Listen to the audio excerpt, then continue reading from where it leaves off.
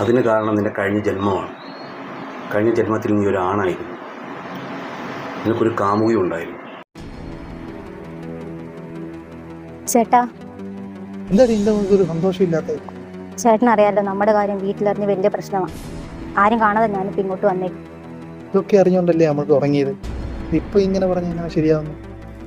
എന്തൊക്കെ പറഞ്ഞാലും എൻ്റെ ഏട്ടൻ ഈ ബന്ധത്തിൽ സമ്മതിക്കില്ല. നമ്മളെ എത്ര പ്രാവശ്യം വിലക്കിയതാ. ചേട്ടൻ വന്നാലും ആര് വന്നാലും ഈ ബന്ധത്തിന് ഞാൻ മാറത്തില്ല.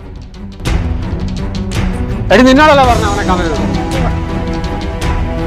നിന്നോട് പറഞ്ഞിട്ടില്ല അവിടെ പുറകെ നടക്കരുത്. പ്രശ്നമുണ്ടാക്കില്ല, ഞാൻ ഞാൻ തന്നെ കാര്യം നിന്നാളിക്കടി. അയ്യോ ഏട്ടാ, എഴുന്നേൽക്ക്. എന്തെങ്കിലും പറ്റിയോ? ഒരു വടി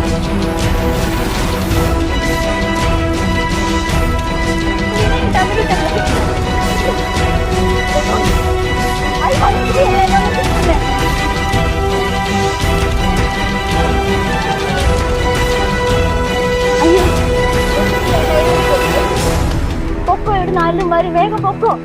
ഏട്ടാ ഏട്ടാ, കണ്ണു ഉറക്ക. ഏട്ടാ എഴുന്നേക്ക്. ഏട്ടാ അവന് ചേട്ടൻ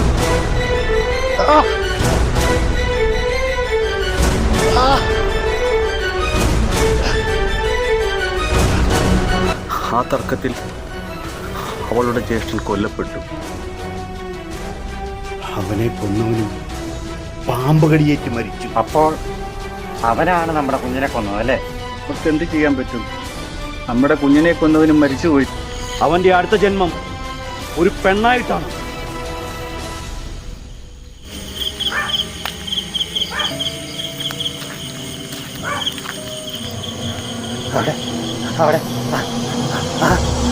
എന്താ ചേട്ടൻ പറയുന്നത്? എന്താ? നീ കണ്ണു തുറക്കുമ്പോൾ നിന്റെ ഇടതുവശത്തൂടെ നടന്നു വരുന്നത് നിന്റെ അച്ഛനായിരിക്കും.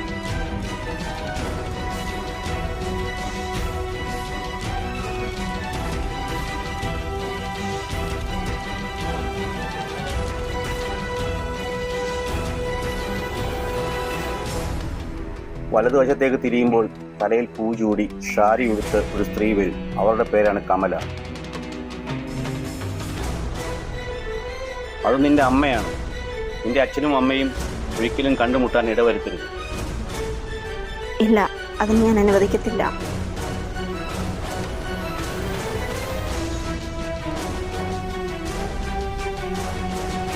ചേച്ചി വീടല്ലേ?